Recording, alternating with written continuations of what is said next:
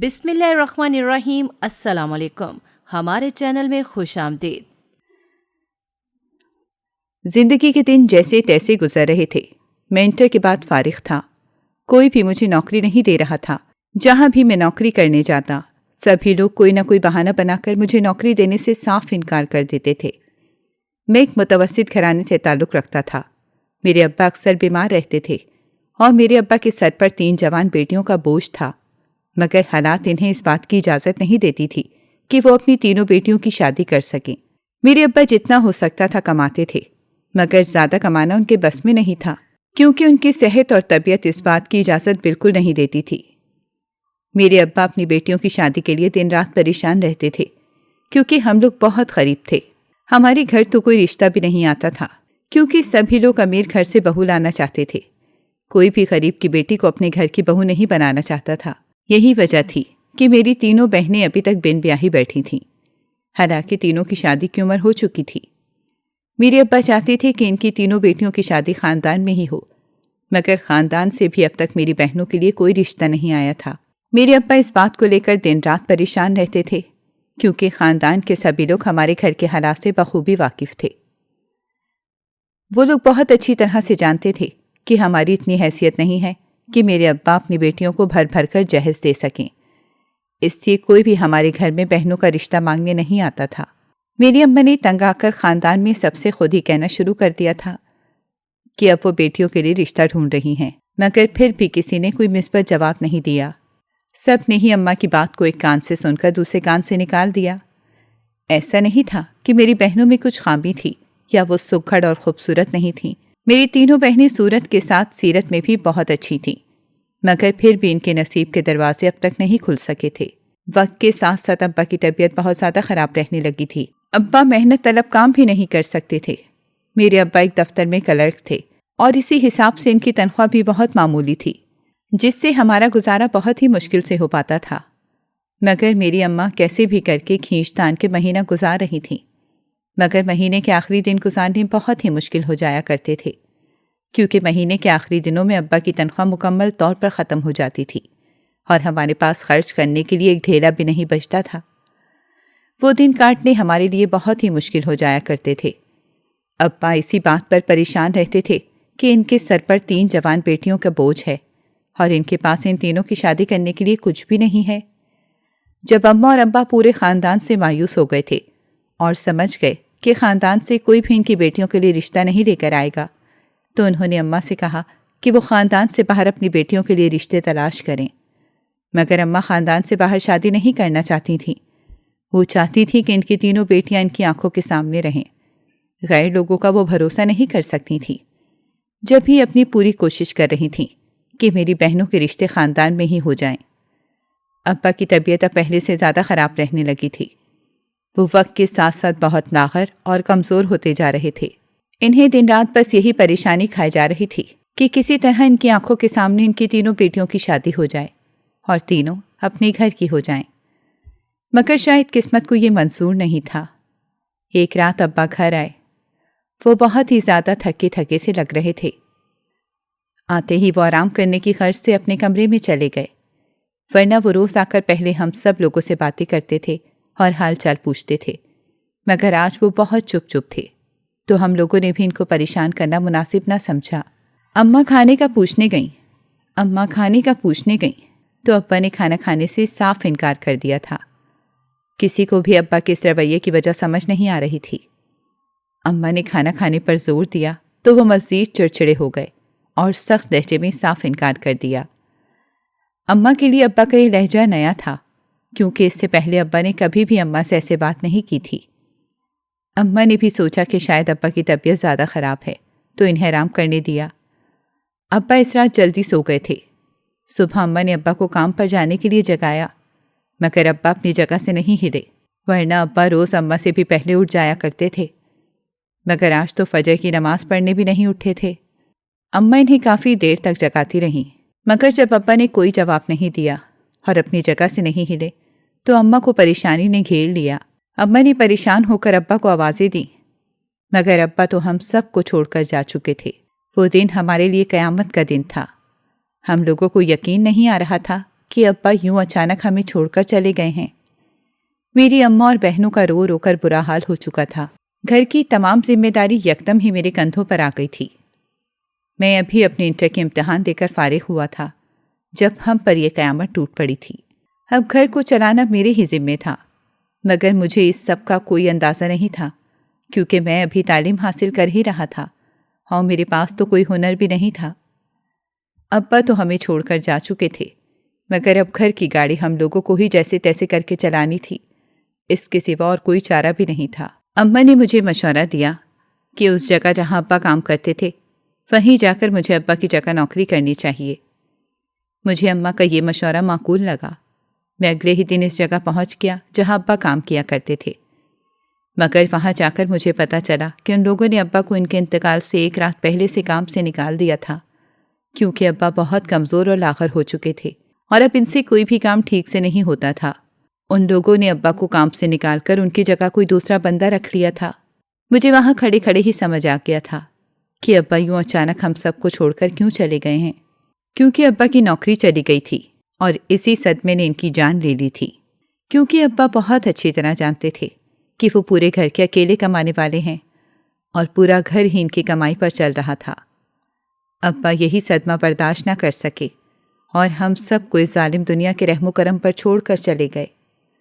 اگر یہ بات میں گھر میں جا کر اماں کو بتاتا کہ ابا کی نوکری اسی رات چلی گئی تھی جس رات وہ ہمیں چھوڑ کر گئے تھے، تو اماں پر ایک بار پھر سے دکھوں کا پہاڑ ٹوٹ پڑتا۔ اسی لیے میں نے اماں کو یہ بات نہیں بتائی اور چھپا لی، مگر میرا دل درد سے بھر گیا تھا۔ مجھے سمجھ نہیں آ رہا تھا کہ میں اپنے باپ کے مرنے پر روں یا زمانے کی اس بے حسی پر روں جس نے مجھ سے اور میری تینوں بہنوں سے ان کا باپ چھین لیا تھا اور ہمیں یتیم کر دیا تھا۔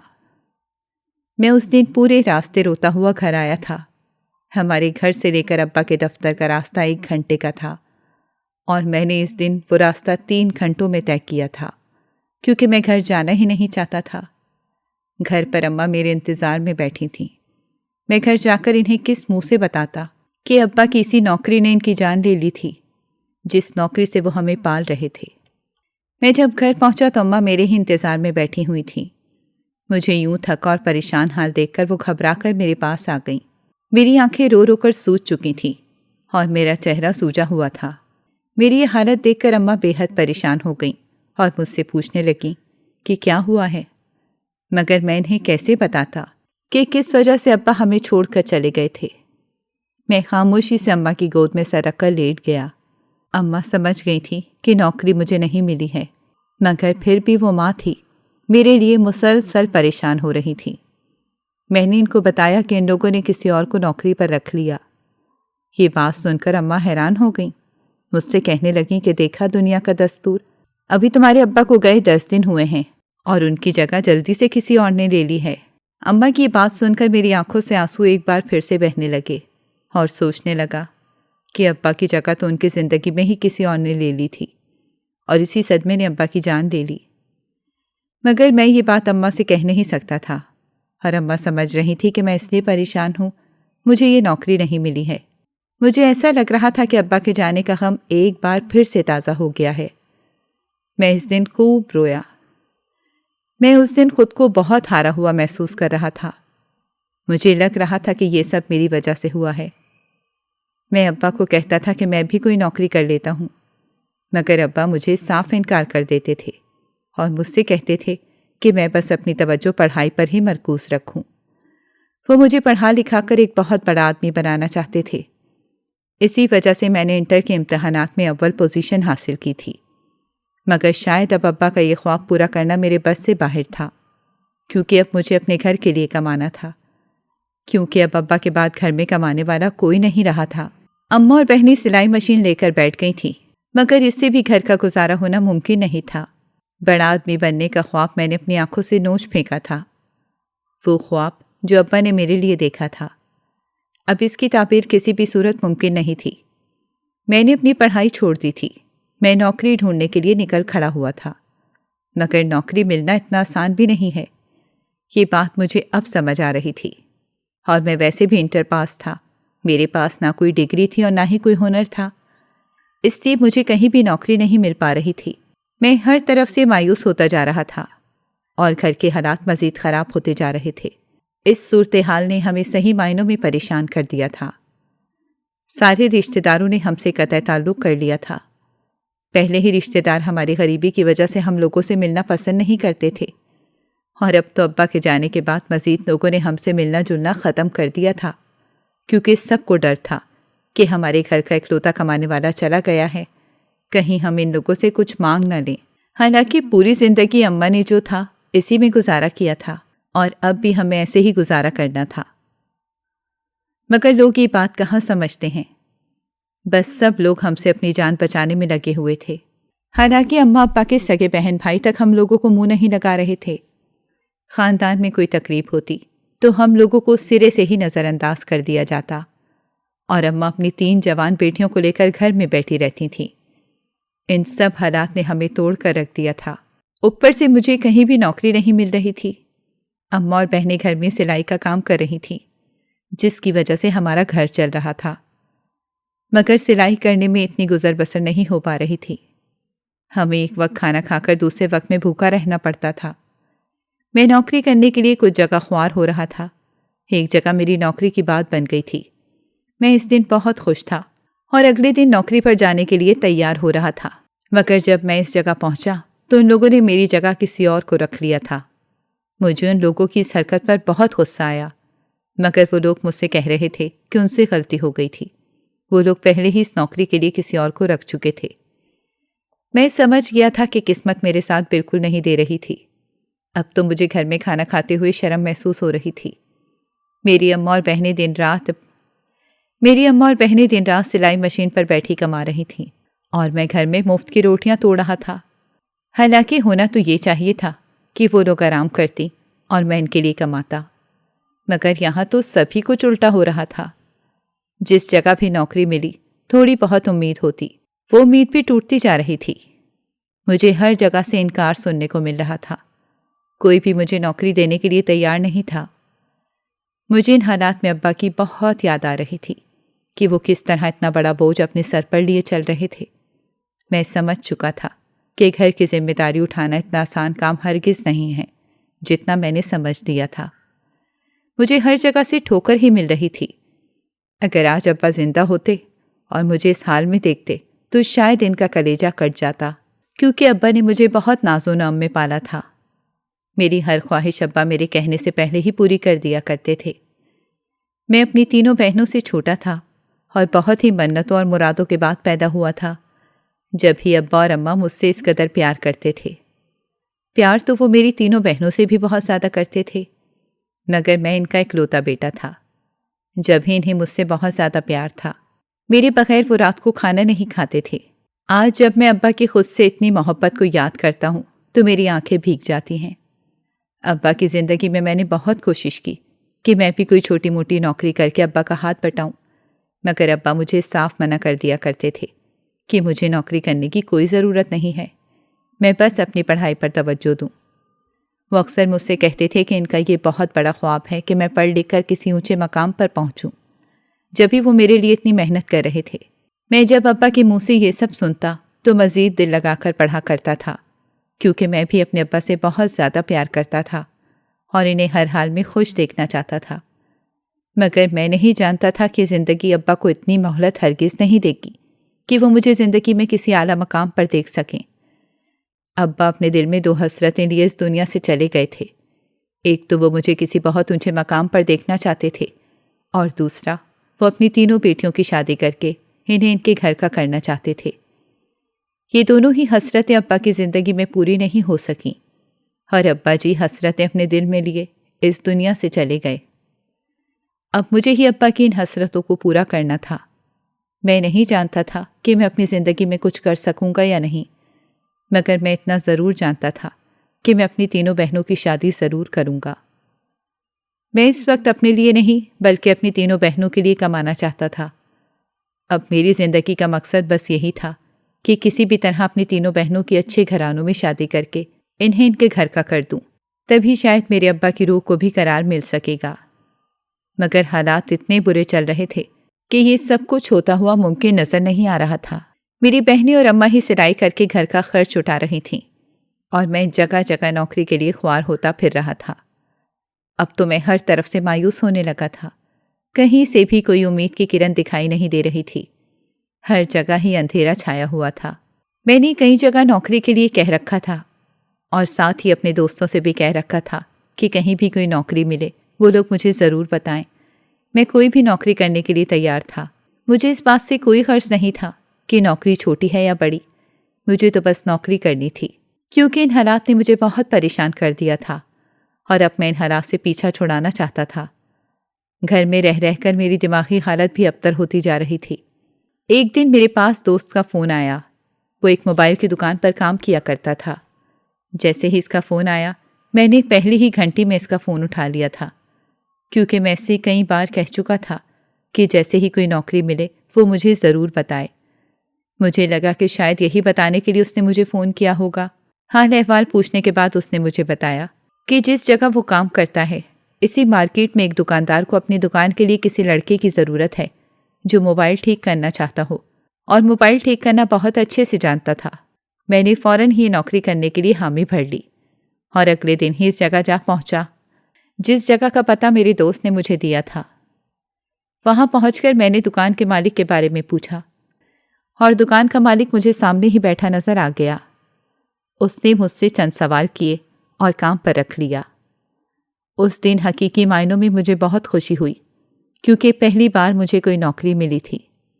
میں اگلے دن سے ہی اس نوکری پر جانے لگا تھا۔ موبائل کی یہ دکان شہر کے بیچوں بیچ میں واقع تھی۔ میں دل لگا کر اس دکان پر کام کرنے لگا تھا، کیونکہ میں بہت اچھے سے جانتا تھا کہ اگر میں نے ذرا سی بھی کام چوری کی تو دکان کا مالک مجھے نوکری سے نکالنے میں ایک لمحے بھر کی دیر نہیں لگائے گا، اور میں نہیں چاہتا تھا کہ کسی بھی حال میں میرے ہاتھ سے نوکری جائے، کیونکہ نوکری پہلے ہی مجھے بڑی مشکل سے ملی تھی اور میں اسے کھونا نہیں چاہتا تھا۔ اور دوسرا، دکان کا مالک مجھے اس کام کے اچھے خاصے پیسے دے رہا تھا، جس سے اب میرے گھر کا گزارا اچھا ہو رہا تھا۔ چند دن میں نے دل لگا کر کام کیا اور جو کام نہیں آتا تھا وہ بھی سیکھ لیا۔ چند دن میں ہی میں نے موبائل ٹھیک کرنے میں مہارت حاصل کر لی۔ اب میں اس دکان پر آرام سے کام کرنے لگا تھا۔ چونکہ یہ دکان شہر کے بیچوں بیچ تھی، اس لیے اس دکان میں بہت سے گاہک آتے تھے، جس کی وجہ سے یہ دکان بہت اچھی چل رہی تھی۔ اب مجھے کسی قسم کی پریشانی نہیں رہی تھی، مگر ایک بار یہاں میرے لیے بہت ہی زیادہ حیرت انگیز تھی۔ جو بھی لڑکیاں اس دکان پر فون ٹھیک کروانے آتی تھیں، دکان کا مالک انہیں خراب موبائل کے بدلے نیا فون دے دیا کرتا تھا، اور یہ بات مجھے حیرت میں مبتلا کر دیتی تھی، کیونکہ اس طرح تو اس کی اپنی ہی دکان کا نقصان ہوتا تھا۔ ہماری دکان شہر میں جس جگہ واقع تھی، وہاں اطراف میں کئی کالج اور یونیورسٹیاں بنی ہوئی تھیں، اس لیے وہاں پڑھنے والی کئی لڑکیاں ہماری دکان پر موبائل ٹھیک کروانے آتیں تو دکان کا مالک ان سے کہتا تھا، اب ان کا موبائل ٹھیک نہیں ہو سکتا ہے، وہ یہ موبائل اسے بیچ دیں اور اس کے بدلے ان سے نیا فون لے لیں۔ یہ بات سن کر لڑکیاں خوش ہو جایا کرتی تھیں اور سوچتی تھی کہ دکان کا مالک تو بے حد بے وقوف ہے، ایک خراب موبائل کے بدلے انہیں نیا موبائل دے رہا ہے۔ ان لڑکیوں کو یہ گھاٹے کا سودا نہیں لگتا تھا۔ وہ لڑکیاں فوراً ہی اس بات پر راضی ہو جاتی تھیں اور اسی وقت اپنا خراب موبائل دکان کے مالک کے ہاتھ میں پکڑا دیا کرتی تھیں اور اس سے نیا فون لے کر خوشی خوشی چلی جایا کرتی تھیں۔ اور ایسا تقریباً روز ہی ہوتا تھا۔ جب میں نے شروع میں یہ سب دیکھا تو بہت ہی حیران ہوا اور مجھے اس بات کی وجہ سمجھ نہیں آ سکی۔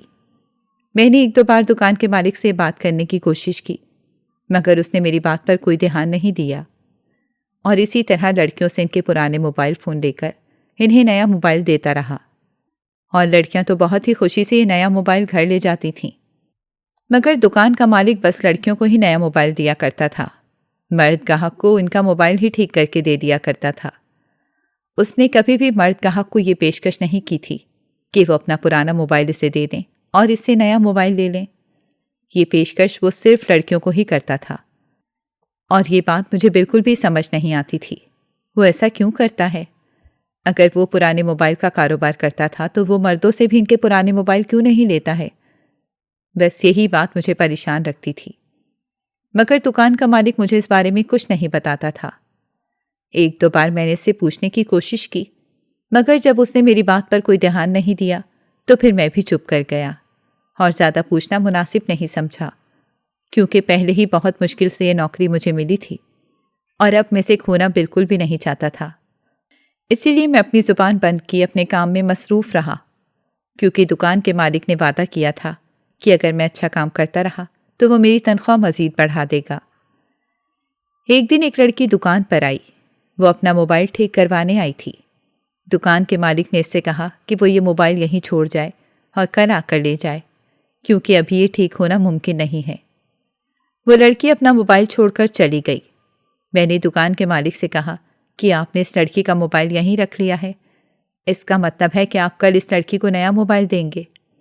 میری یہ بات سن کر دکان کا مالک ہنسنے لگا اور کہنے لگا کہ تم بھی میرے ساتھ رہتے رہتے کام سیکھ گئے ہو۔ میں نے اس کا موڈ اچھا دیکھا تو اس سے پوچھا کہ آپ ایسا کیوں کرتے ہیں؟ اس میں تو آپ کو ہی نقصان ہوتا ہے۔ میری یہ بات سن کر وہ بہت لطف اندوز ہوا۔ مجھے لگا کہ وہ کچھ اور کہے گا، مگر اس نے مجھ سے کہا، بیچاری غریب لڑکیاں ہوتی ہیں، نیا موبائل نہیں خرید سکتی ہیں، اس طرح ان کی مدد ہو جاتی ہے۔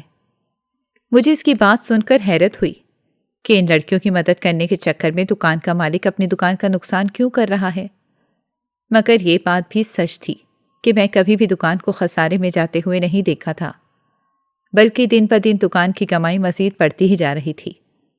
میں سوچنے لگا کہ شاید لوگوں کی دعاؤں کی وجہ سے اس کا کاروبار اتنا اچھا چل رہا ہے۔ اگلے دن وہ لڑکی دوبارہ آ گئی اور اپنا موبائل مانگنے لگی۔ دکان کے مالک نے اس سے کہا کہ آپ کا موبائل ٹھیک کرتے ہوئے مجھ سے موبائل کا سارا ڈیٹا اڑ گیا ہے اور موبائل مکمل طور پر خراب ہو گیا ہے۔ اب آپ کا موبائل کبھی بھی نہیں کھل سکتا ہے۔ دکان کے مالک کے منہ سے یہ سب سن کر لڑکی کے چہرے پر پریشانی اور غصے کے آثار نظر آنے لگے۔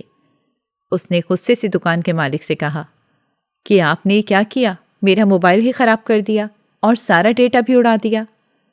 دکان کے مالک نے ندامت سے سر جھکا لیا اور اس لڑکی سے کہا کہ میں آپ کا سارا نقصان بھرنے کو تیار ہوں اور اس موبائل کے بدلے میں آپ کو نیا موبائل دے دوں گا۔ دکان کے مالک کے منہ سے نئے موبائل کا سن کر لڑکی کے چہرے پر خوشی دوڑ گئی اور اسے جیسے یقین نہیں آیا کہ یہ سچ ہے۔ وہ حیرت سے دکاندار کو دیکھنے لگی کہ دکان کا مالک اندر گیا اور اندر سے اسے نیا فون لا کر دے دیا۔ نیا فون لے کر وہ لڑکی خوش تو ہو گئی، مگر اب بھی اسے اپنے پرانے فون کا غم کھائے جا رہا تھا۔ اس نے اپنا پرانا فون اٹھا کر چلانے کی کوشش کی، مگر وہ آن ہی نہیں ہو سکا کیونکہ وہ مکمل طور پر بند ہو چکا تھا۔ اس لڑکی نے دکان کے مالک سے پوچھا کہ اب اس کا پرانا فون واپس آن نہیں ہو سکتا کیا؟ دکان کے مالک نے نفی میں سر ہلا دیا اور اس لڑکی سے کہا کہ اب اس کا پرانا فون کبھی بھی آن نہیں ہو سکتا، وہ یہ نیا فون رکھ لے اور اپنا پرانا فون یہیں چھوڑ جائے۔ وہ لڑکی خوشی خوشی نیا فون لے کر چلی گئی اور میں حیرت سے سارا منظر دیکھتا رہا، کیونکہ دکان کے مالک نے کل سے لے کر اب تک اس فون کو ٹھیک کرنے کی کوشش ہی نہیں کی تھی، بلکہ کل سے اب تک وہ فون ایک کونے میں پڑا ہوا تھا۔ مجھے مزید حیرت کا جھٹکا تب لگا جب دکان کے مالک نے اس لڑکی کے جاتے ہی اس فون کو آن کر دیا اور بیٹھ کر اس کا فون دیکھنے لگا۔ میں حیرناک بنا یہ سارا منظر دیکھ رہا تھا، مگر دکان کے مالک سے کچھ بھی پوچھنے کی مجھ میں بالکل بھی جرأت نہیں ہو سکی۔ کچھ دیر بعد وہ فون وہیں رکھ کر چلا گیا۔ میں نے وہ فون اٹھا کر دیکھا کہ واقعی وہ فون خراب ہے یا نہیں، مگر جب میں نے وہ فون دیکھا تو وہ فون بالکل صحیح تھا، اس میں کوئی خرابی نہیں تھی۔ میں نے سوچا کہ شاید اس دکان کا مالک پاگل ہے یا اس کے پاس کچھ زیادہ ہی پیسہ آ گیا ہے جو وہ یوں اس طرح دوسروں پر لٹا رہا ہے۔ اسی وقت مجھے اس سب تماشے کی کچھ سمجھ نہیں آ سکی۔ یہ سب ایک دن کا نہیں بلکہ روز کا ہی تھا۔ روز کوئی نہ کوئی لڑکی اپنا پرانا فون لے کر دکان پر آتی تھی اور نیا فون لے کر جاتی تھی، مگر جانے سے پہلے ہر لڑکی یہ سوال ضرور کرتی تھی کہ اس کا سارا ڈیٹا موبائل سے ڈیلیٹ ہو چکا ہے یا نہیں، اور دکاندار اسے یقین دلایا کرتا تھا کہ موبائل ٹھیک کرتے ہوئے اس کا سارا ڈیٹا ڈیلیٹ ہو گیا ہے، مگر سب کچھ میرے سامنے تھا۔ دکاندار وہ موبائل ٹھیک کر کے اپنے پاس ہی رکھ لیا کرتا تھا، حالانکہ وہ یہ موبائل کسی کو بیچتا بھی نہیں تھا۔ وہ سارے موبائل دکان کے کونے میں پڑے ہوئے تھے، ان میں سے کچھ کی حالت اتنی خستہ ہوتی تھی کہ چلانے کے قابل بھی نہیں ہوتے تھے، مگر دکان کا مالک ان موبائل کو کسی کو بھی ہاتھ نہیں لگانے دیتا تھا، بلکہ بہت ہی سنبھال کر رکھتا تھا۔ کچھ عرصے تک وہ موبائل دکان میں پڑے رہتے تھے، پھر وہ انہیں دکان سے لے جایا کرتا تھا۔ یہ سب میرے لیے ایک گتھی بن گئی تھی جو سلجھ کر ہی نہیں دے رہی تھی۔ میں کوئی زیادہ سوال کرتا تو دکان کا مالک مجھے ڈانٹ کر خاموش کروا دیا کرتا تھا۔ مجھے اپنی نوکری پیاری تھی، اس لیے اس سے زیادہ سوال نہیں کرتا تھا، مگر مجھے اس معاملے کی کھوج لگ گئی تھی اور میرے ہاتھ کوئی بھی سرا نہیں آ رہا تھا۔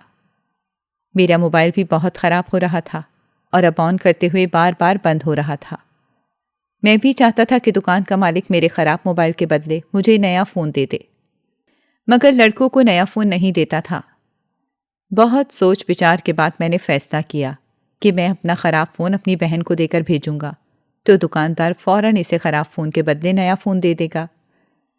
اگلے ہی دن میں نے اپنی بہن کو اپنی دکان پر بھیج دیا اور خود دکان دیر سے گیا۔ جب میری بہن گھر آئی تو حسب توقع اس کے ہاتھ میں نیا فون تھا۔ وہ دیکھ کر مجھے بے انتہا خوشی ہوئی۔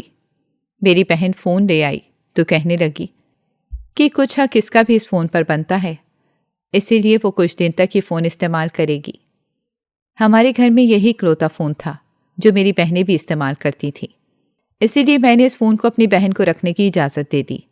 اور ویسے بھی میں یہ فون دکان پر نہیں لے جا سکتا تھا کیونکہ دکان کا مالک دیکھتے ہی اپنا فون پہچان جاتا، اسی لیے میں نے فون کو گھر میں ہی رکھنا مناسب سمجھا۔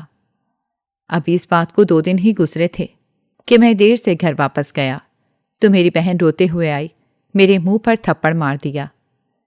میں اس اچانک افتاد پر گھبرا گیا کیونکہ میری بہن نے آج سے پہلے کبھی بھی مجھ پر ہاتھ نہیں اٹھایا تھا۔ میری بہن مجھ سے کہنے لگی کہ میں سوچ بھی نہیں سکتی تھی کہ تم اس حد تک گر جاؤ گے۔ میں حیرت سے اس کی شکل دیکھ رہا تھا کیونکہ مجھے سرے سے ہی علم نہیں تھا کہ وہ کس بارے میں بات کر رہی ہے۔ میں نے اس سے پوچھا کہ ہوا کیا ہے تو اس نے موبائل کی اسکرین میرے سامنے کر دی، جسے دیکھ کر میری آنکھیں پھٹی کی پھٹی رہ گئیں کیونکہ موبائل کی اسکرین پر دکان کے مالک کا میسج آیا ہوا تھا۔ وہ تو یہی سمجھ رہا تھا کہ موبائل اسی لڑکی کا ہے جو اس کی دکان پر آئی تھی۔ دکان کے مالک نے اس میسج میں کہا تھا کہ اگر میری بہن نے اپنی اس قابل اعتراض تصویریں نہیں بھیجیں تو جو تصویریں پرانے موبائل میں تھیں وہ انہیں انٹرنیٹ پر ڈال دے گا۔ حالانکہ پرانے موبائل میں جو تصویریں تھیں ان میں ایسا کچھ نہیں تھا اور مجھے اچھے سے یاد تھا کہ میں نے خود ساری تصویریں ڈیلیٹ کی تھیں۔ وہ تصویریں واپس کیسے آ گئی تھیں میں نہیں جانتا تھا، مگر اب دکان کا مالک میری بہن کو بلیک میل کر رہا تھا کہ وہ اسے اپنی قابل اعتراض تصویریں دے ورنہ انجام کی ذمہ دار وہ خود ہوگی۔ اور اس بات سے میری بہن بہت زیادہ ڈر چکی تھی کیونکہ ایسی صورتحال کا سامنا اسے پہلی بار ہی کرنا پڑا تھا۔ میں پل بھر میں سمجھ گیا تھا کہ دکان کا مالک کیوں لڑکیوں کو پرانے موبائل کی جگہ نیا موبائل دیتا ہے، پھر وہ انہیں اسی طرح بلیک میل کر کے ان کی تصویریں لیتا ہے۔ میں نے اپنی بہن کو حوصلہ رکھنے کو کہا اور خود اس معاملے پر سوچنے لگا۔ اگلے دن میں معمول کے مطابق دکان پر گیا۔ وہیں ایک کونے میں میرا موبائل پڑا ہوا تھا۔ میں نے وہ موبائل اٹھا کر خاموشی سے اپنی جیب میں ڈال لیا۔ کچھ دیر بعد دکان کا مالک آیا اور وہ موبائل ڈھونڈنے لگا کیونکہ اسی موبائل میں میری بہن کی تصویریں تھیں۔ اب جب اس کے پاس وہ موبائل ہی نہیں ہوگا تو وہ اسے بلیک میل کیسے کرے گا؟ دکان کے مالک نے مجھ سے بھی اس موبائل کے متعلق پوچھا مگر میں نے لا علمی ظاہر کر دی اور اس سے کہا کہ مجھے اس بارے میں کچھ نہیں پتا ہے۔ پھر میں آدھی چھٹی لے کر اپنے اسی دوست سے ملنے چلا گیا جس نے مجھے نوکری کے لیے اس دکان کا پتہ دیا تھا اور اس سے مل کر ساری صورتحال اسے بتائی۔ میری بات سن کر وہ بھی حیران رہ گیا، مگر اب کچھ کرنا ضروری تھا کیونکہ اس طرح وہ آدمی جانے کتنی ہی لڑکیوں کی زندگی برباد کر چکا تھا۔ اگر ہم اسے نہ روکتے تو یہ سلسلہ چلتا رہتا۔ میں نے اور میرے دوست نے پولیس کے پاس جانے کا فیصلہ کر لیا اور پولیس کو جا کر ساری سچائی بتا دی۔ پولیس نے اسی وقت دکان کے مالک کو اپنی حراست میں لے لیا اور وہ سارے پرانے موبائل بھی اپنے قبضے میں لے لیے جو اس نے چھپا کر رکھے تھے۔ یہ ایک طرح سے اس دکان کے مالک کا کاروبار تھا۔ وہ لڑکیوں کو بلیک میل کر کے ان کی قابل اعتراض تصاویر کو بیچا کرتا تھا اور اس طرح سے وہ پیسہ کما رہا تھا۔ جب وہ دکان کا مالک پولیس کی حراست میں گیا تو اس کی دکان بھی بند ہو گئی اور میں ایک بار پھر بے روزگار ہو گیا، مگر میرا ضمیر اپنے اس فیصلے سے مطمئن تھا۔ میں نے کافی عرصے تک ملک سے باہر جانے کی کوشش کی اور ایک دوست کے توسط سے میں ملک سے باہر کمانے چلا گیا۔ میں نے اپنے گھر کما کر اتنا بھیج دیا تھا کہ میری تینوں بہنوں کی اچھی جگہ شادی ہو گئی ہے اور تینوں ہی اپنے گھروں میں بہت خوش ہیں۔ آج میں مطمئن ہوں کہ میں اپنے ابو کے سامنے قیامت کے دن شرمندہ نہیں ہوں گا۔ اگر اس دن میں ان چند پیسوں کے بدلے اپنا ضمیر کا سودا کر لیتا تو شاید آج تک وہ چند پیسے ہی کما رہا ہوتا۔ آج میرے گھر کے حالات مکمل طور پر بدل گئے ہیں۔ جو رشتہ دار ہم سے ملنا پسند نہیں کرتے تھے، آج میری اماں کو اپنے گھر بلاتے نہیں تھکتے ہیں، اور میری اماں بس دن رات میری راہ تکتی رہتی ہیں۔ ناظرین، اگر آپ کو ہماری کہانی اچھی لگی ہے تو ویڈیو کو لائک کریں، شیئر کریں اور ہمارے چینل کو سبسکرائب کریں۔ اگلی ویڈیو تک اجازت دیں۔ اللہ حافظ۔